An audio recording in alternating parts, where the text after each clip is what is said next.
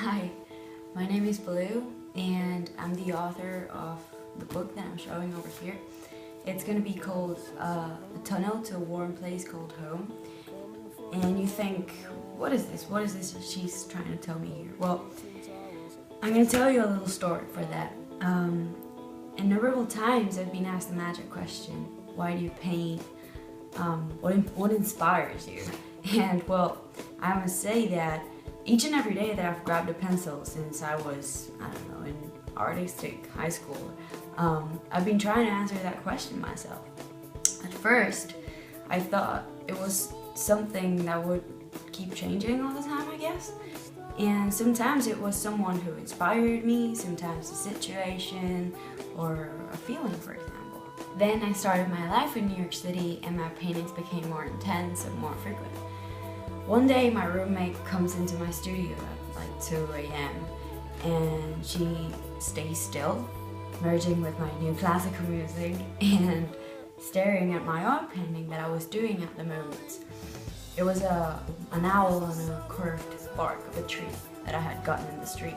And then she asked me, why is it that you paint and not just something else, not music or whatever it is?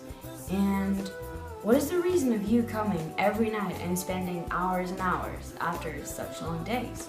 I couldn't answer her, mainly because I had no idea.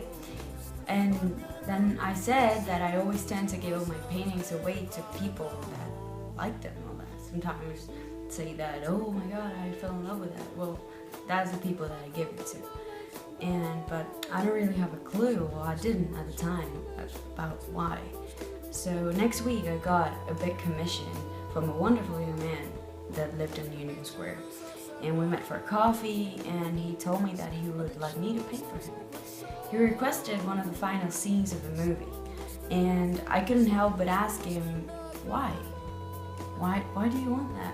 I was curious. And then he told me that he used to watch that movie with his father when he was little. It was The Natural, by the way. And that scene represented him not giving up and finally being able to show the world what he was capable of. Because it was one of the final scenes where he grabs the thingy and just hits the ball and all the stadium breaks in lights. Well, I was flattered by that thing that he was saying. My coffee got cold even, so imagine. It took me around 3 weeks to finish that piece. And every stroke really was an insight, it was a thought. I was eager to paint more and more all the time and to make it look the best I could. After that, it just seemed too hard for me to find the same feeling with another work that I tried to do. So, one night, after several paintings, several nights, I called my roommate. I asked her again, what do you feel when you see this? And it was a fox that I had on a black background. And she looks at me and she says, warmth and intrigue. And okay, well, now let's get this other thing. And it was the same owl on the bark that I was doing the other time that we talked. And so her eyes open super wide and she looks at me and she's like, I love that one. Not just because of what it is, but because I was here with you when you painted it. So then I talked and I said, well, that's what I discovered. And that we actually keep memories, powerful memories in our minds, like little treasures hidden in wooden boxes. And then they're safe in a way. And they don't even need locks sometimes. But you need to make an effort to decide which one to pick when you want to remember something. And sometimes it vanishes a little bit with time too.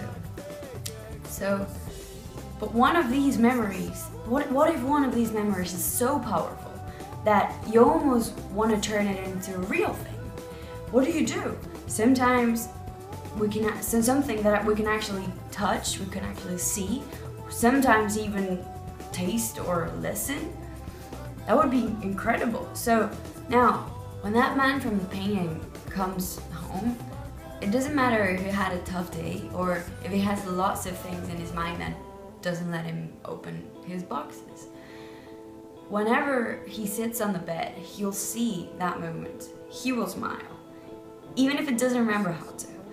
And that's the reason of this book.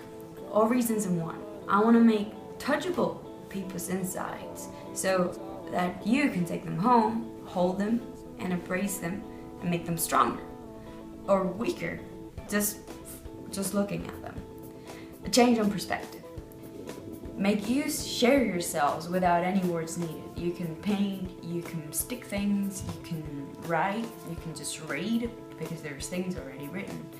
And just basically smile, cry, love, and learn about yourselves. Be. And in a way, be part of yourself too. Me, I mean. Because I also learn from each and every one that stares at my dancing pen, pencil or brush. So thank you in advance for being part of our continuous search and of course of this great project that I'm doing. Thank you so much.